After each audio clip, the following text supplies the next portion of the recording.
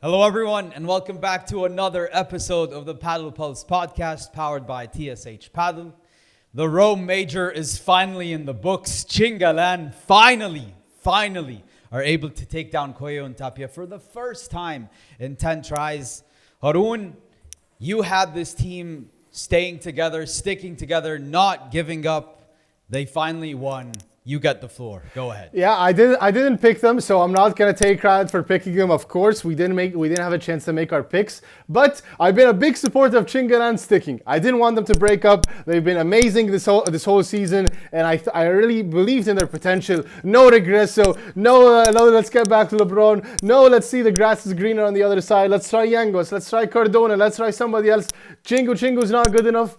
I disagreed fully. I think Chingalan is a force to be reckoned with, and they are an amazing team. That match was amazing, especially Chingo. Chingo was the MVP for that match because he was on fire. He was so smooth. He was moving so great. He was smashing. He was electric, and he was having insane gets. And especially that in the second set where they were 2-all, and that insane point that probably the point of the year, where so many gets smash from Coello, smash from Tapia, get here, get there, and then finally Chingo goes outside and finishes it with an exit. Wow. The crowd was going crazy, as they should, because that was an electric match. And then they went down a break. So Chingalan went down a break to Coello Tapia, the undefeated beasts. They're not undefeated, but they're the insane juggernaut of a team. They are undefeated in finals. First team to beat them in a final this year. That's true. So it's very hard to beat these world number ones. They're beasts. So we're talking about it. They're probably one of the best teams ever. But they managed to beat them. Resilience. They showed commitment. So I'm very happy. I like this idea that you stick to it. The grass is not greener. Improve yourself. Tweak things with Chingo, and then you'll succeed. And that's what we saw. I'm very happy, very happy, because this shows that you don't have to always look elsewhere to find success wherever you are. So I'm happy. Ismaeel, how about you? Yeah, I mean, this is very hard for me to admit as a Galan LeBron fan, as a fan of Regresso, hoping for Regresso. But I have to admit that I am really impressed by just the teamwork and camaraderie shown by Galan with Chingotto. For me, the story is every single media appearance he's talking about, he believes in Chingotto. He believes in them together as Chingalan, and that he's striving for world number one together with Chingotto, and that will make him proud to reach number one next to Chingotto. And his coach talking about there's no one better on the right side than Chingotto. They're breathing confidence into Chingo, and then you can see the level and the belief, because you should have no belief that you can beat Coello Tapia after losing 9 times in a row. You're cooked. It's over. There should be no reason to believe. Yet they believed. Yet they come out with a lot of intensity, and this is my second big takeaway. The intensity and desire and relentlessness that they both showed in every match, especially against Coello Tapia here. And they've been showing it, but it was just on another level. Coello Tapia have to come out with a very big intensity to match them. Coello Tapia went down double break point in their first service game, and they got out of that hole because Tapia and Coello had an amazing game. Tapia was showing some magic just to get out of that hole. And then, they didn't allow Coello Tapia to be front runners. They took it to them. They stole that first set, in my opinion. They stole that break at 3-4. They stole it 5-3. They got that set. Second set, even in the first game, they had break points. They didn't convert. Okay, Coello Tapia, they had the lead. They had the break. 4-2 up. Yeah, they got it right back. They got it right back. And then, again, they stole that second set too, because they had that intensity. Coello Tapia are not used to chasing so much at this level of intensity. And it was brilliant. Add a sprinkle on that. Some new things from Chingotto. A couple smashes down the line. Smashing at Tapia, which is, new, mixing up some things maybe they're not comfortable with, or Chingo's not comfortable with. So I think this is, for me, the big story. Yeah, those are definitely the two takeaways that we should have from this. But faith. He had faith. Galan and Jorge Martinez, they both had faith, and like you said, that they came out and they backed him, and we're like, this is a crazy statement, but it shows you the magic of just supporting, believing, and giving someone 100% confidence in them, and this is what you get in the end. And you can see Chingotto, because remember after that Brussels match, he came out and he said, I'm sorry. I'm sorry to the fans. I'm sorry for the people that believe in me because I played bad. I made mistakes. And well, it was true. So the criticism was fair, but here he is. Like, that's the beauty of sport, right? You can try to find your way back, and you have a chance to pick yourself up again. And it literally is fall down 9 times, get up 10. Because they fell down 9 against Coello Tapia, and finally after 331 days, they're able to win this tournament. And if we're going to talk about the match itself, so it still came down to who was more aggressive, by the way. And you know why? Say that. 44 smashes were hit by Chingalan and 31 smashes by Coello Tapia.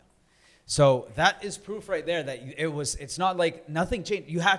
They were much more aggressive. I do not know the breakdown of what was Chingotto's percentage compared to Galan's percentage. I do want to get into Galan, how great he was, but you have to be more aggressive. And from so Chingalan, 43 winners, 24 unforced stars, so that's a plus 19. And then Coello Tapia, 40 winners, 30 unforced stars, so that's a plus 10. So a plus 9 difference there. So a cleaner match was played by Chingalan all around. And, I think the key to this match here yesterday actually, was Chingotto's lobs. Because how many times have you watched a lob go to Tapia's side and all he does is tap it back? He tapped back so many overheads because the lobs were perfect. He absolutely neutralized the firepower of Coello Tapia by hitting perfect lobs. So what we can conclude from this match is how hitting amazing lobs can absolutely win you matches, and absolutely at the highest level in paddle, they are so critical. And that's what Chingalan showed us. Chingotto showed us today. He showed us that lobs, they are a superpower in the sport, and he's the king of lobs. Yeah, Chingo's lobs are legendary. I mean, every time we do an interview, everyone talks about Chingo's lobs being the best. And our interview with Coach Nacho Porto, for example, and you guys need to check that one out. That was an awesome interview, and he talked about Chingo's ability to defend and his amazing lobs. He's a relentless. Yeah. And not so we call him a defender. He's relentless from the back. He's attacking from the back. Yeah. He's attacking with the lob, with his chiquitas.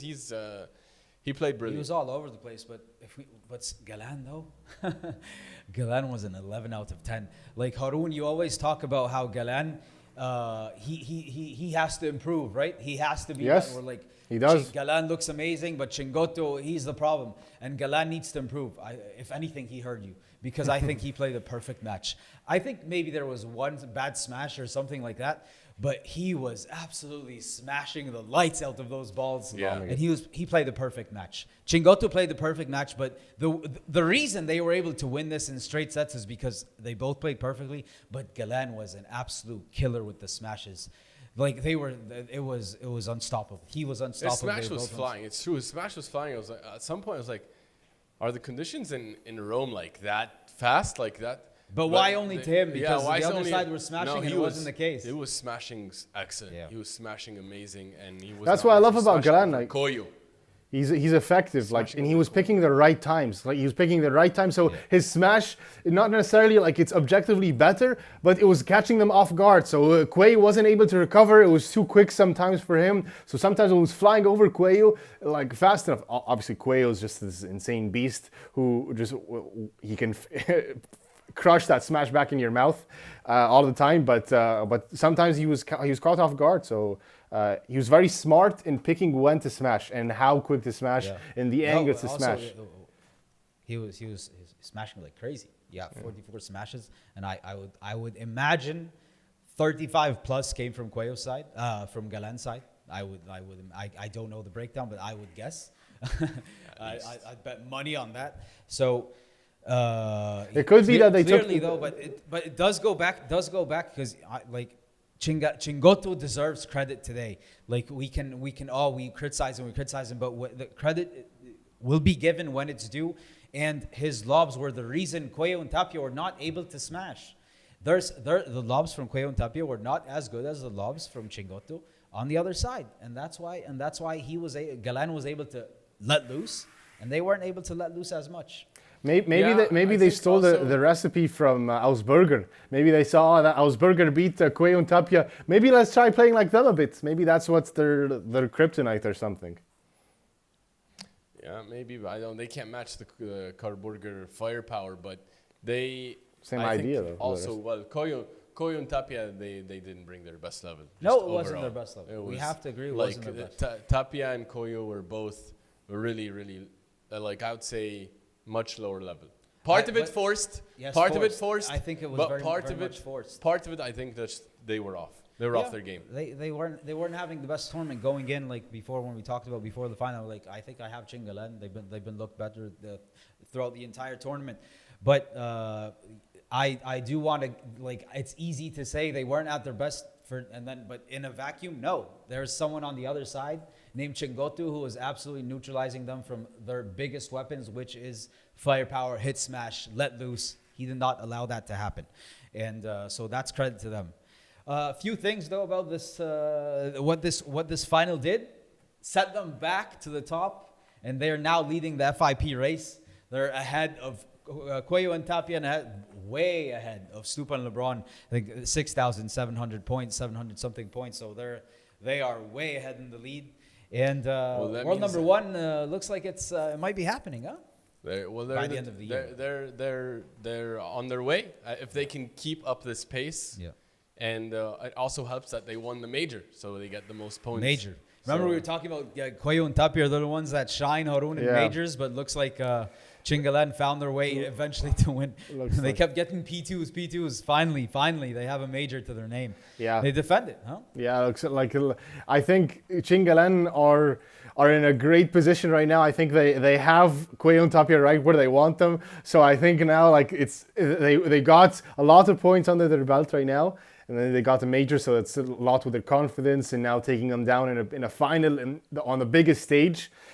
So and I told you, by the way, I told you guys that you shouldn't like count them out for world number one. So it looks like it could be happening. I wouldn't be surprised if it happens at all. Really, I think it actually might. You were high on Stupa LeBron. You weren't on the. Yeah, I wasn't on the Chingalan train. My team has been Stupa LeBron. Yes. But I told you, but when you guys kept on saying, Chingalan should break up, I told you actually no, they're playing great, and I think they could be competing for world number one this year. Did I not say that? But the trajectory is looking the same, because they were awesome for the first half of the season. Then slowly, they kept the regression kept happening. By the end of the season, they were dead meat, because Galantico's reaching as highs of like we haven't seen, and he's now this is probably the best we've seen him play in a long time. And just it's a 12-month thing. Yeah, maybe he's healthier. He looks fresh. Yeah. But also it was a crazy run, huh? Like the fact that quarterfinals, Jofre and Arroyo, we love them. They think they're playing an amazing paddle right now. Then Stupa LeBron, we're gonna get into that. Took them down in the final set, and then Coello and Tapia. So this was no cakewalk. This was a very, very deserving major win. No, it was a well-deserved win, and also because they also went to 3 sets multiple times, right? They had to grind out some final sets, and so or once against Super. Yeah, well, that was a tough match. We'll get into later. Yeah, but Galan 5 majors now. Chingotto 2, tying himself with LeBron and Dinino. Did not see that coming. Yeah, so they're on their way. Still far away from Coello and Tapia. Not that far, a few majors, but leading into the next tournaments, we're going to see, I think, some fiery stuff between. We now have interesting stuff, because it's not just world number one, Coello and Tapia dominating. We have now Chingalan. They're back in the conversation. I hope so. Yeah. I hope so, because this is just one win. There's still 1 in 10. Like if we look at the overall or 1 in 9 in the last 10 meetings. So let's see if this is a trend or it was just a one-off. I'm not there yet, but definitely this is going to be a big confidence builder. Yeah. Their last big win against them was here, so in Rome. So it's good for them. Definitely did not see that coming when before. Like for me, it's wild that before Galan joined up with Chingotto lost in the round of 16 of I can't remember which tournament with Momo. And then all of a sudden he becomes a perennial finalist, and now here he is a major winner next to Galan. So Back I think to defending it, bro. defending Rome titles. Like it shows Yeah, like insane that such a turnaround can happen for him. Yeah. I guess the story is Galan's leadership and Galan's vision that he saw that he could take Chingo to the top of the game. Yeah. Well, Paquito did it also before him in Barcelona, but in the ATP in the But you finals, didn't. But it was also tough to see that then as well. And when Chingo Very also tough. when he broke up with Teo, and Teo's the one that left him to go play with Alex Ruiz, and it felt like, oh, Teo's the one leaving it. Paquito. No. When Teo and Chingotto, when they were together, and then they broke up because Teo went to go play with Alex Ruiz. Remember? That was even before. Teo went with Paquito. Teo went to Paquito. Sorry, he went to Paquito went to the right. He went to Paquito. Yeah. Oh yeah, Paquito. Yeah. Sorry. Yeah. That was But like. nobody saw this coming. Where like nobody, I would have never saw Chingotto rising to the level that he is now, and besides the question of whether they can become world number one or not, leave that for another separate discussion. But just the fact that like Galan had that vision that he could bring him to the top of the game, and Chingotto found a way to work hard to earn that spot's impressive. Impressive. I just have two last things I want to say about Chingalan before we move on. The first one is how that point that you guys made of the camaraderie that they have and the chemistry that they have. And Chingotto said a very nice thing. He said like most players, like lots of players, they don't have relationships beyond the court, right? And he said actually Galan, to me, he's not just a partner. He is not just a friend. I actually see him as a brother. So it goes to the point of they just showed how chemistry beyond and chemistry off the court is something special that can lead you to winning on the highest level. And one more thing, maybe Galan was more motivated to win this match against Coello Tapia because they are at the moment tied at 33 titles with LeBron and Galan. And he's like, no, on this day, you are not passing that record. This is going to be the day. If I can stop you now, I have you guys. He didn't get the chance to play them in Buenos Aires. Remember, he had to withdraw against Paquito and Berga. But he's like, I'm against you guys now. I'm stopping this train. So maybe that was extra motivated. Yeah, maybe. But I can't believe that Coello Tapia are there at the already tied to the LeBron Galan. They're obviously going to pass it. But like I'm saying maybe that was extra motivation. You never know. Yeah. Well, that was all the talk about Chingalan. Coello and Tapia on the other side, we need to talk about them just briefly at least. Ismaeel, Coello and Tapia, any thoughts on them making it to another final? Yeah, well, first of all, their level is unbelievable. I honestly thought that they did not bring their best level, as I just mentioned. And I was wondering, like, they've been playing a lot of night matches during this major. Did the scheduling eventually hurt them? Like, they played so many matches late throughout the tournament, finishing after midnight more than once. Like, is that something that could contribute to their performance? But they played late. Yeah, the match was very it's not like they didn't have a chance. Yeah, they're used to the conditions. So if anything, it's probably advantage to them. Yeah, playing at night, they're used to the conditions. Like it's not. The advantage is you're used to the conditions, but like maybe you saw like Tapia put out a video of his day. He's not getting to bed before 3 a.m. Like when he plays those late matches. And by the time they finish the match post midnight, then he has to go get treatment, recovery, media, treatment, recovery. He's not getting to bed before 3 a.m. And so I wonder if these super late finishes, I don't know why they're playing that late. Like I felt it was quite late scheduling, if that would play any effect into the outcome. Haroon, do you think it did? I'm not sure because I think it affects everybody. Maybe it could be, but it's not the first time he plays late probably. But he's not like he played the next day early enough. They're professionals. I'm not gonna blame that, but I'm just saying they did have obviously lot of late matches. I know when I sleep late after midnight, I'm dead. But they played late. Yeah. Like the match was late, so late conditions. So you're used to the conditions, but when you sleep so late consistently, he probably woke up late too. Yeah, but it's not the same. It's not the same sleep when you sleep from 3 a.m. to 11 a.m. and then from sleeping. If you can black out the room, it's not the same. No, but I agree. I agree with you, Ismaeel. I agree. Obviously, it has something to do. Like it's not keeping you 100%. It may be slowing you down a bit, but they can always improve That's the unfair scheduling. to Chingalan to think. Not unfair to Chingalan. I just think that might be something why they brought like a low level, Maybe.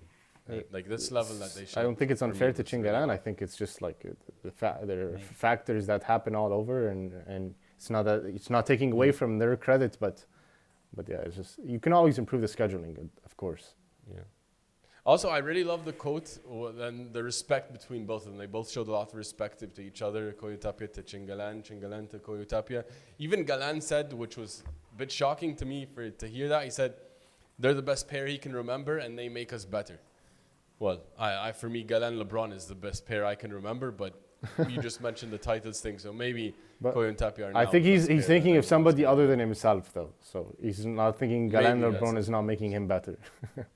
Yeah, maybe. It was funny also when he said in the post championship ceremony when he said like I can't when she told him the presenter told him like the last time you beat them was God knows how many days ago, 31 something like that, and he's like, I actually had no idea it was that long.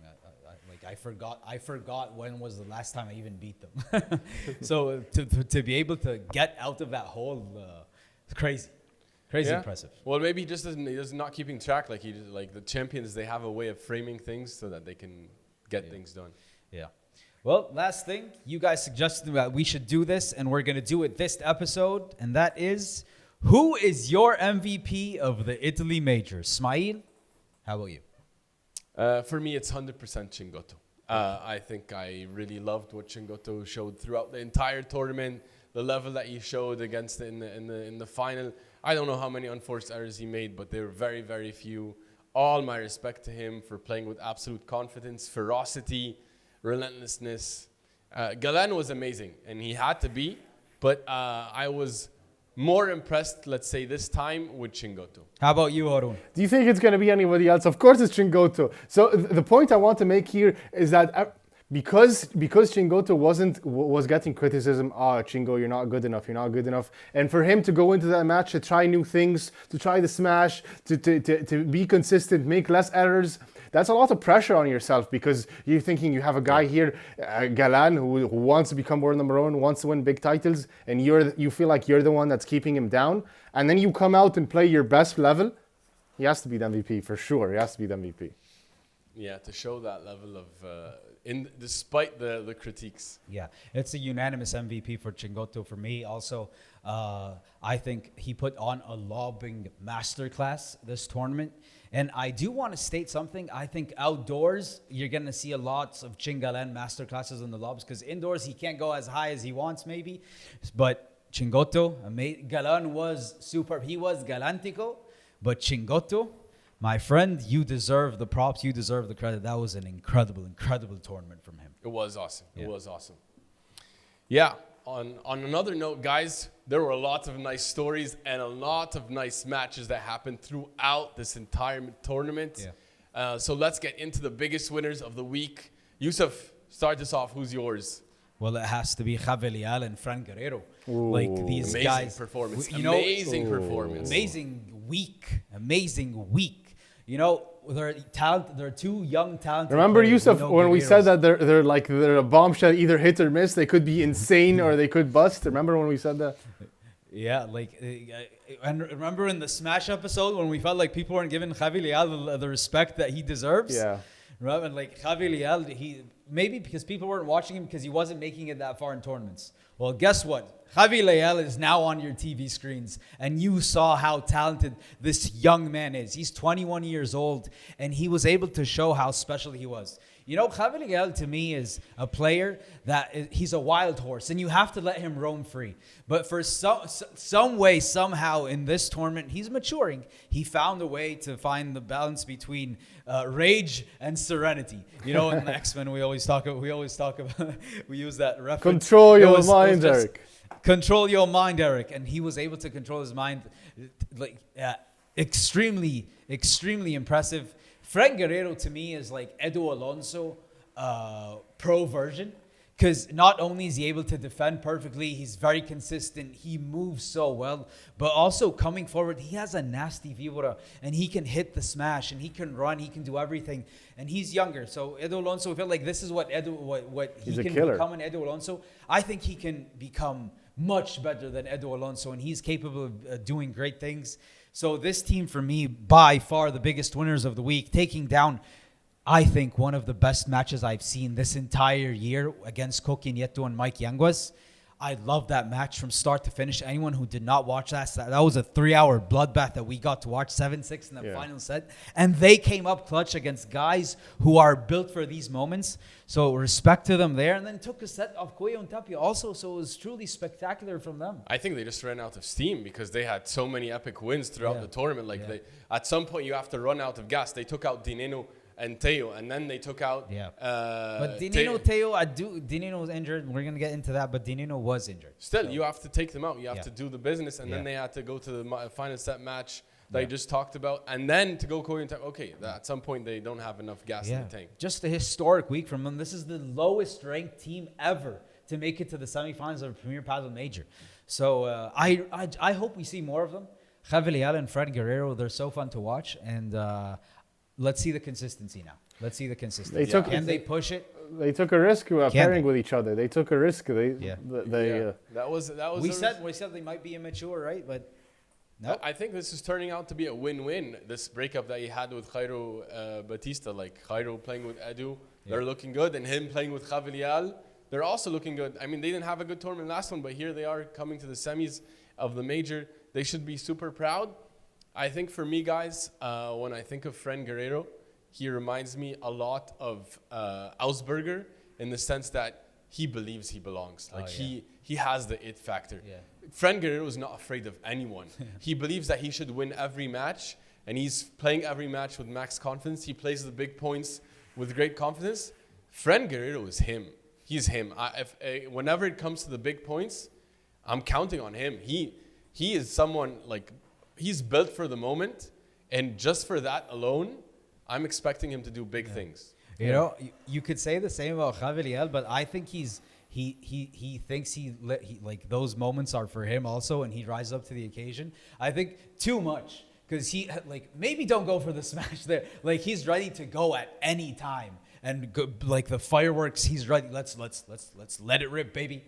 But I feel like maybe you need to hold back a bit. Yeah, but also like he's not even on Fran Guerrero's level, because Fran Guerrero to the end of last year was already having great results next to Jairo. Yeah. He proved winning lots of matches. They're winning lots of matches. He reached the final, right? Like he's been in. He's shown that he can. He's shown he can go to the top of big tournaments. No. Yeah, he reached the final of a couple tournaments. Like he showed he has that level. Fran Guerrero final what tournament? I don't remember which FIP. Some FIPs. Okay, he reached the final of tournaments. But that's not a big tournament. But they beat Berga and Garrido.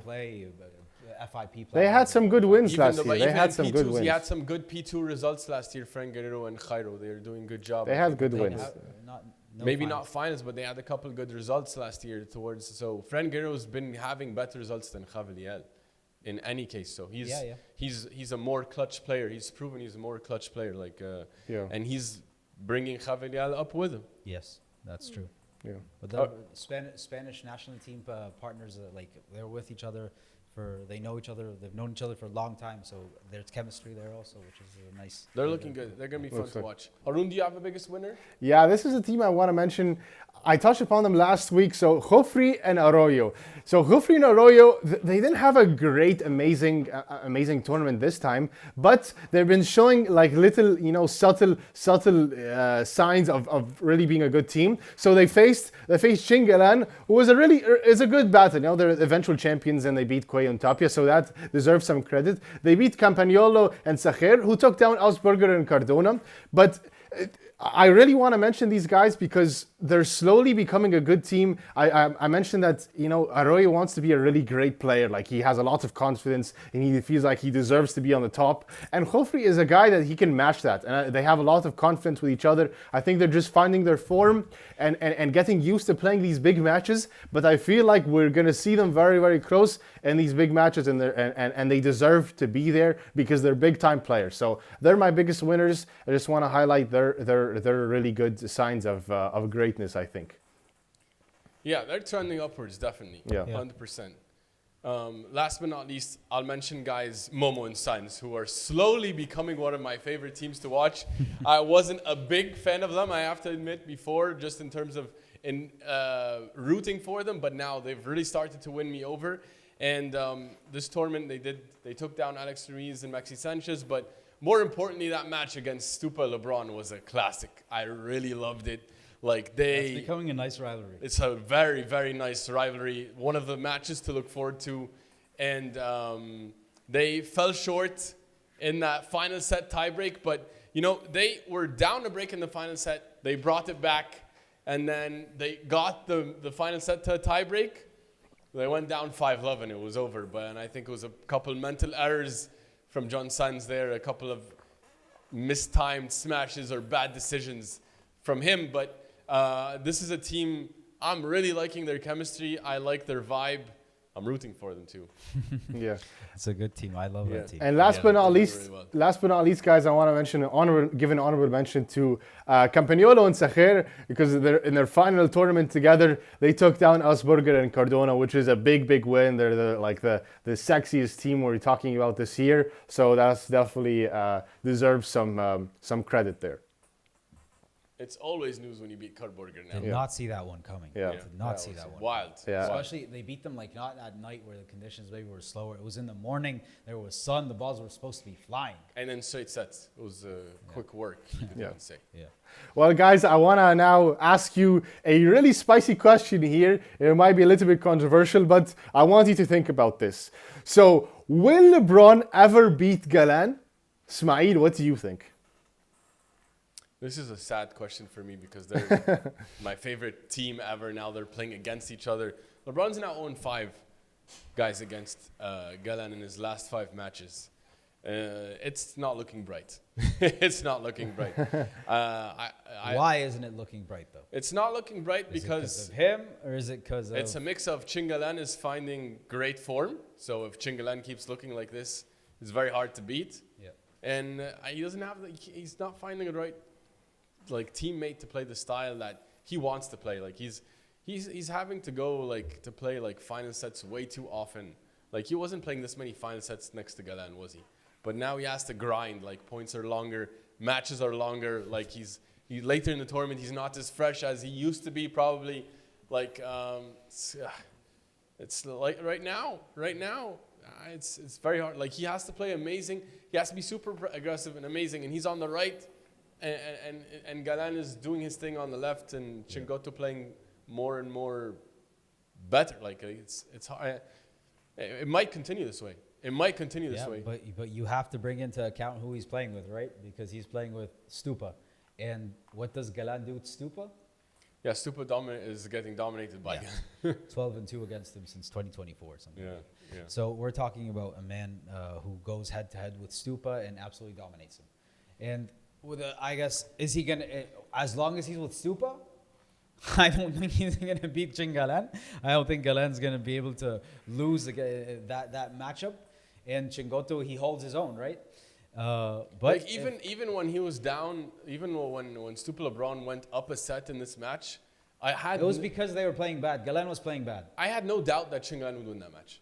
I had no doubt. I had doubt. No, I had doubt. No doubt. In that second set, I'm like, Chingalan doesn't look like they have their best level today, and Stupa and LeBron, they don't need their best might level. be their time. They don't need their best level to But beat. they found it. They found it, and then they took that second set tiebreak, and the final set was 6-2, 2 double breaks right off the bat, and they absolutely ended it. So I don't know what the solution is next to Stupa for LeBron. We talked about this in other episodes. You guys should check it out.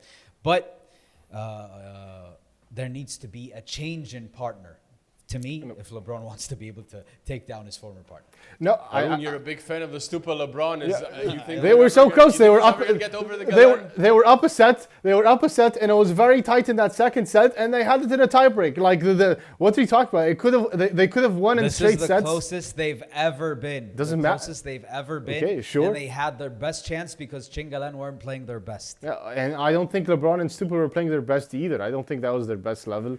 And they were so close. Like that was just some. I don't know. They unraveled and they couldn't win that tie break, and they just went down. Like they got crushed in that tie break. But no, they're very close, and they could easily win. Like it's not that hard, that impossible task to happen. Easily win. They were gonna easily win. Like they could have won in straight sets. If. No, I think. But in any case, you think they will win? I think they will win for sure. Yes, they will win. But it's like the same thing, like Chingalan over Coello Tapia. Well, they got one. Like eventually they'll get one. Are they gonna? I don't know if he can even get one. Right now, I don't know if he can get one. Yeah. We shall see. We shall see. We all know what you guys think also, because it's an interesting, this LeBron Galan matchup. Very interesting. Well, moving on, we do have other champions, Triay and Brea, winning Rome, taking down Ari Sanchez and Paulo Jose Maria. Now they own the majors, winning the first two majors of the season, dominating. Ismaeel, thoughts on Triay and Brea? I think it's a very nice story that they've won the two majors. Like they found a way to find their best level for the majors. Yeah. So this is going to be fun to see. Can they do 3? Can they do 4? Like, this is a cool storyline to watch. Impressive to find them turn things around for themselves, right? Because it's been a moment since they lifted the trophy. And I didn't expect them to dominate Ari and Paula, but this is kind of the story we have right now. They dominate Ari and Paula, and then Ari and Paula are the ones dominating Bea and Claudia. Like, we're in this type of love triangle at the moment. So it's interesting to see. I'm going to call cakewalk on this run to the title, though. Like, there was the last, fair. Other than the last the final where they had to beat Ari and Paula, they did not really get challenged on the way to the title. Yeah, but that's credit to them, because Ricardo and Jensen, their top 8 team, and they took them down easily. Like, no, they have to beat who you have to beat, but like they weren't like tough challenges. Yeah. Haroon, how about you? Yeah, like it's obviously great. Like, you know, they deserve a lot of credit because, again, another major, and they're proving to be like they're the team to beat. Like, they're the dominant ones. So they're now everybody else is an underdog. So believe it or not, Paulo Jose Maria and Ari Sanchez are now gonna have to think, okay, like they keep beating us, and so they're gonna have to think like, okay, we need to beat these super consistent great team. And so they deserve a lot of credit for reaching that position. And now Delphi Brea completely transformed her game. Like, she's now elite now. She solidified herself as she's somebody that you really need to be scared of. So that's great for them. However, like Ismaeel said, yeah, that wasn't a really tough draw that they had. So I don't know, other teams are going to have to up their game. They're going to add some spice there, because this is going to get too easy for them if they're going to keep on. This is going to be their routine. They're just going to keep on walking into these big tournaments and taking them easily. But the last tournament they won was the major in Qatar. So it's not like they've been winning and smooth sailing. They have had a tough time, actually, you could say, the past month and a half, 2 months, not being able to get over the hump and win tournaments again. Sure, so, but it's not really a hump, you know. Like, it's not really a hump. It wasn't that far away, like far ago. Like, so, it's like. Okay. Like, I don't think they really had to go through so much mental gymnastics to dig deep to win this tournament. Like, they just play their game and they win. Like, well, it was a dominant win. They're now well ahead in the race to the finals. So, world number 1 coming soon. Well, Triay back to world number 1. Delphi Brea up to number 4. Who knows, by the end of the season, it looks like it's going to be them. We have to wait and see.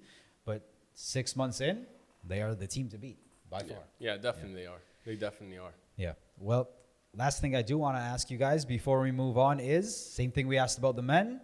Who is your MVP for the women's Rome Major? Gemma Triay for me. Easy. She played the best. She's dominating. The confidence. Smooth. I go with Gemma. Okay. Haroon? Actually, no. I'm gonna go with Delphi Brea. To me, I have so much respect for Delphi Brea for filling those big shoes that Gemma Triay wanted to fill and wanted somebody alongside her. I think she's right there. Obviously, Gemma Triay she's better, but I think they're neck and neck now, and I think she's a force to be reckoned with. She's my MVP for this tournament. Yeah, I'm gonna go. I agree with you. Everything you said. Delphi Brea. I think this tournament, this final, Delphi Brea was sensational. Gemma Triay, maybe we're getting used to her giving us the highest levels. So Delphi Brea sometimes maybe has some dips, but there were this was an amazing tournament from her. This was an amazing final from her. So MVP, Delphi Brea for me also. Yeah, for sure. Okay, guys, moving on to my favorite segment of the episode, and that is overreaction or not. I'm going to tell you something, and you let me know. Is it an overreaction? Is it not? First up, Haroon. At his best, Alejandro Galan is the best player in the world. Overreaction or not? Overreaction. Yeah, this is going to be a tough one. Obviously, Alejandro Galan is playing it lights out, insane right now. But overreaction. I can't go against my boy Tapia. He's still, at his best, he's still better. So, overreaction for me. How about you? I'm a long-time Alejandro Galan fan. Yeah. But it's hard for me to argue against Tapia. Like, Tapia's... At his best. Like, over Tapia's best? Or, like, what do I compare him to? Yeah. Because Tapia's best is also amazing. It's hard for me, like, 51% Tapia, 49% Galan. So I'm going to say overreact. Like, Tapia's best, for me, is still probably the best paddle. Yeah. I can't be a prisoner of the moment and say Galan. It would be unfair to Agustin Tapia. Mozart from Catamaran.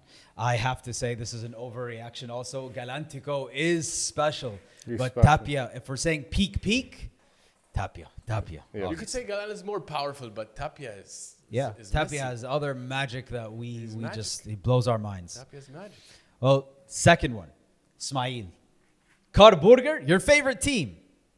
Karburger are further away from world number 1 than we thought. Overreaction or not? It's not overreaction. It's an overreaction. Okay. It's an overreaction. It's a couple bad tournaments. Well, this is subjective because you probably had them closer. Yeah, like I'm a big fan of them. I think they're coming. I'm really I'm a fan of their progression. I'm not gonna let these couple bad results here really affect my opinion of them. If it turns into 3, one more bad tournament, I might shift. But at the moment, no. Like they're improving slowly. Yeah, here's a couple hiccups.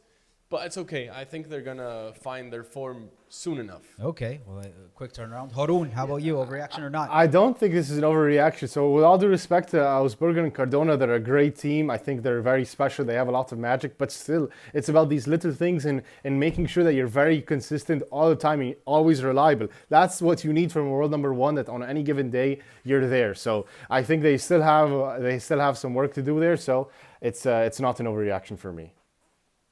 Yeah. In a way, you would think these past few tournaments showed that they're one-dimensional in a way.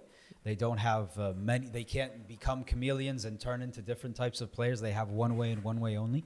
And it works most of the time. Sometimes it doesn't. I would say this is not an overreaction also. I think we saw some of the weaknesses, but they are so young. They have so much to improve. It's eventually going to change. Yeah. Yeah, I think they have lots of room for improvement. I don't think they're one-way teams. Like, they don't win with one way, but yeah, they have a lot to improve. Yeah. Well, last one, Haroon. Mm-hmm. The gap between Tier 1, which is Coello Tapia, Chingalan, and Tier 2, which is LeBron, Stupa, Koki, Mike, is bigger than the gap between Tier 2, which is, as I mentioned, and Tier 3, which is the Paquitos, the Bergaminis, the Edu Alonsos, the Momo and Sanz. No. Overreaction or not? No, this is obviously an overreaction for sure. We just because saw you're a stupid LeBron guy. No, this is overreaction. I think they're close. They could have won easily. Stupa LeBron. They could have beat Galan, who just took down Coello Tapia. So no, I think that's an overreaction for me. Ismaeel. No, it's not an overreaction. Yeah, I do think that Stupa LeBron and Koki Neto are. I never favor them going into any matches with the top 2 seeds. But No. you would favor like a Momo and John against. I can feel that they Stupa can LeBron. compete them. And we just saw the Momo Sanz rivalry with Stupa LeBron is amazing Cookie, now. like Luz also. Fran Guerrero giving Coquinetto, like Coquinetto have fallen now 3 tournaments in a row before the semis. So this is, definitely, it's not an overreaction for me. Yeah, me neither. I don't think it's an overreaction. Like Chingalan and Coello Tapia, they're like, there's a big gap there. There's a big gap. Like Stupa and LeBron, the beginning of the season, maybe, but at the moment, we're like 5 tournaments later. They haven't shown that. And Cookie and Mike, we see what they're doing. So, yeah, I say this is not an overreaction. They're the Sinner and Alcaraz of the paddle world, aren't they? And the rest of the tour is chasing. I guess so. Guys, we have a lot of interesting new pairings coming into the next tournaments.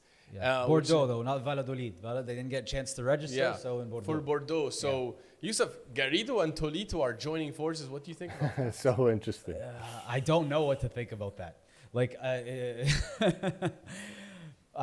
maybe it's gonna be very interesting to see. Fun to watch. This is gonna be so fun to watch. Tolito, Garrido. I don't know. I never expected this team up to happen. It's gonna be interesting to see. I think it will be fun. Do I think they're gonna succeed? I don't think so. Succeed. I mean, like quarters or semis. I don't think. But I have to see at least one match. I don't know. It's must watch. It's much watched paddle. Haroon, what do you think? I think this is just for a fun ride. I don't think Garrido is picking this as a long-term project. With all due respect to Tolito. No, it's not, because Tino's just injured. That's why. Yeah, so I think it's like, why not? Why not? Let's just go have some fun in Bordeaux. This is a low-maintenance tournament. Let's go have some fun. So it'd be interesting. Then Haroon, Gonza and Sanyo, what do you think of that new team? That's also very interesting. Like this, it's a pairing. I didn't even think of. Like, first of all, why did Sanyo leave Chozas? Like, it was a good pairing. Gonza and Sanyo. It will also be very interesting. I want to see what's Gonza gonna be like. Is he gonna do his trick shots? What's Sanyo, the very stable legacy type of player? I like it. Obviously, they're not gonna go compete for tournaments, but they're definitely gonna make it interesting and fun to watch. So I like it. Yeah. Well, last pair, Yousef, Chozas and Lamperti. You think that's going anywhere? That's nothing. It's just they're trying to find someone to play with. There's nothing there. Chose for one tournament. I think Sanyo is going to probably go back to him when Gonza, or maybe this Gonza Sanyo one is longer term, but Chozas Lamperti, like that's like a second round exit max. Gonza is used to covering more ground, so maybe Sanyo's like, I'm older dude, I need Gonza come and carry more of the court here, like he was doing with Tolito or something. I think Chozas is partnering up with Lamperti maybe for some, I don't know, sponsorships or some things beyond the court, I think. Chozas is doing like a legendary graduate program tour right now, going to all the oldies. Yeah, looks like it. Well, we're going to see that in 2 weeks' time. But last thing, we do have Valladolid coming up just in a few days' time. So to make our picks, we didn't get a chance to make them last week, and that's unfortunate, but we have a chance now. Valladolid is happening. Ismaeel, who you got on the men's side? This team is not used to losing in finals. They're not used to having tournaments go by where they don't lift the trophy. Who are you going with? I'm going with Coello Tapia with the quick bounce back for the trophy. I think that bitter taste in their mouth, they're going to want to lift the trophy. I have Coello Tapia. Haroon, how about you? I'm going for Augsburger and Cardona. They're going to bounce back and they're going to lift this title. I think they don't want to stay silent for so long. I'm taking them to win it. Wow. I'm going risky there. Yeah, Yousef. I'm going Coello and Tapia for one reason and one reason only. Where's the tournament? Valladolid. Coello loves to play in front of his hometown, and I think he's going to show up. Awesome. Yeah. Awesome. I can't wait for it. How about the women's side, Haroon? Who wins Valladolid? I think Bea Gonzalez and Claudia Fernandez are going to lift this title in front of, they're both double Spanish. They're both going to be in front of their home crowd. So I think they're going to lift it. Although Ari Sanchez and Paulo José María are also double Spanish, but I'm still picking them to win it. Ismaeel. I'm going with Gemma Triay and Delphi Brea. I've been going against them for the past couple of tournaments. I like the level they just showed in this tournament. I'm going Gemma Triay and Delphi. Well, how about this? Let's make it interesting. Ari and Paula for me. I think the world number ones find their way back to the throne. At home, Spain, true. So I think that's going to happen. We're going to find out. Let's see how it goes. Yeah. Well, we do have also some other interesting news that we need to talk about this week. You know, there was always the talk about who's Galan's other partner if he has to leave Chingotto. And they put that to bed with their play. But also, Yanguas was always someone who everyone's like, okay, maybe Yanguas, maybe Yanguas, maybe Yanguas. Yanguas came out and confirmed that Galan never called him. And he's happy with Koki, and he actually wants to fight with Koki and hopefully win big titles with him. Haroon, do you have any thoughts on that?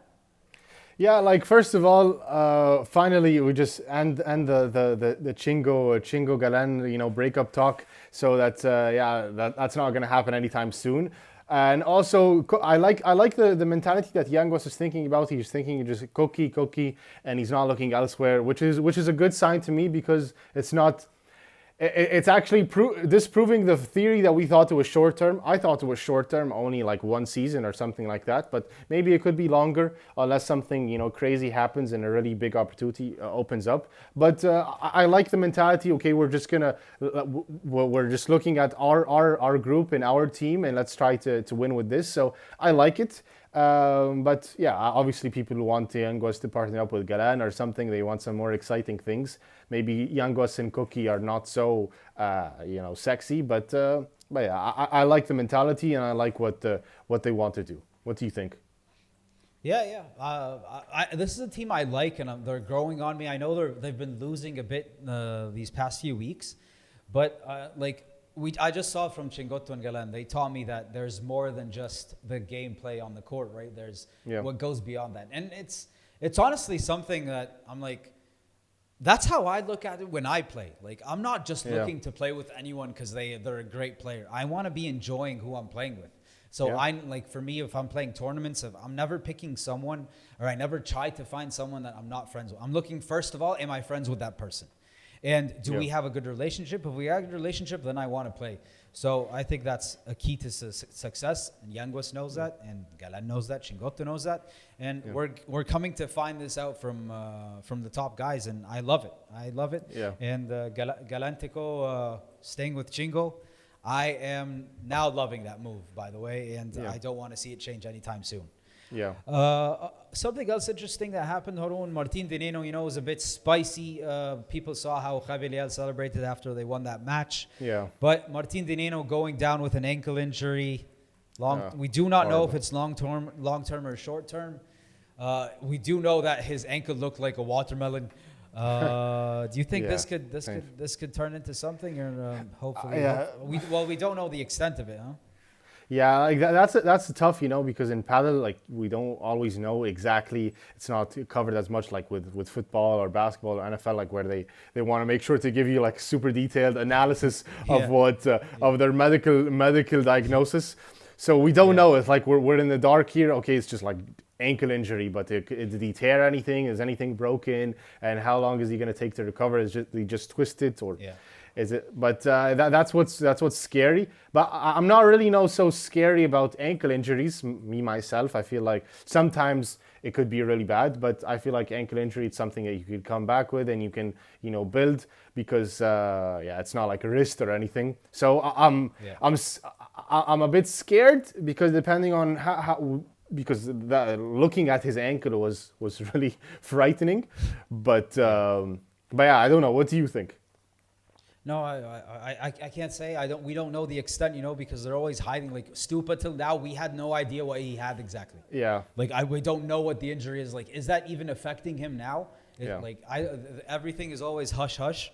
Yeah. I just hope for a speed recovery. I just hope, because that team was doing great. They looked like they had awesome chemistry. They were finding their way. They're only falling to the top guys, to the tier 1 guys. They weren't falling to anyone else. So I just want a quick recovery, because there are 2 big tournaments coming up.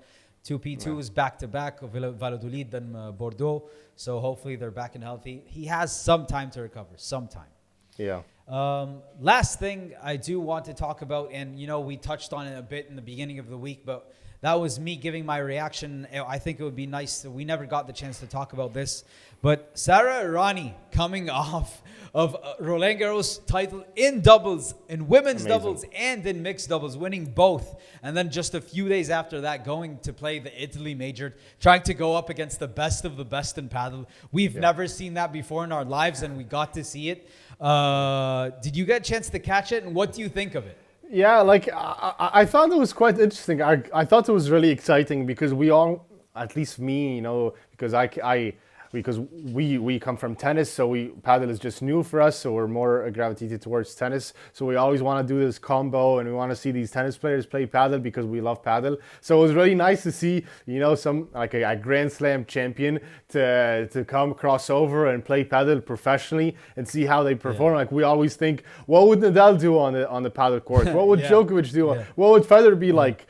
So that was the interesting thing because we're getting that crossover. And it was really close, right? Because she's a doubles player and she's just coming off a Grand Slam. Like I don't think we're ever going to see that happen again. Yeah. Where someone comes off fresh off. You're not going to see Carlitos fresh off Roland Garros, for example, coming in to play the Italy Major on the wild card. No.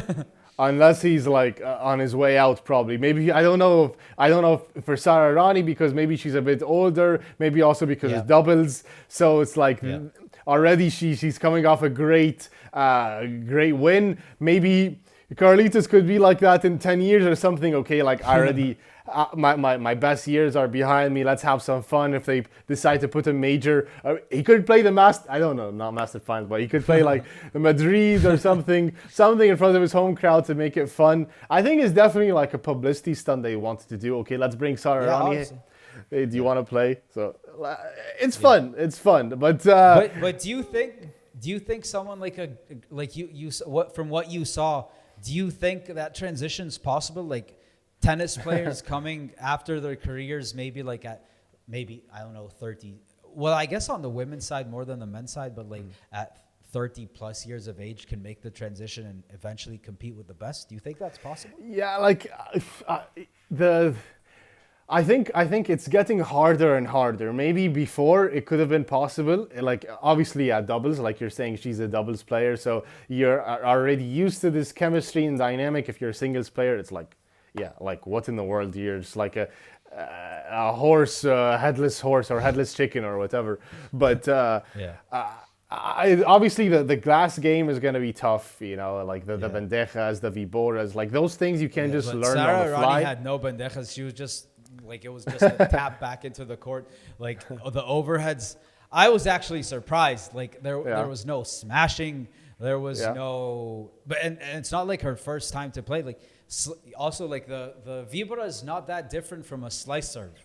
So you can like, but like it was like but the volleys, once it was down, like when it was chest height and there was volleys, oh yeah, this is probably a professional tennis player.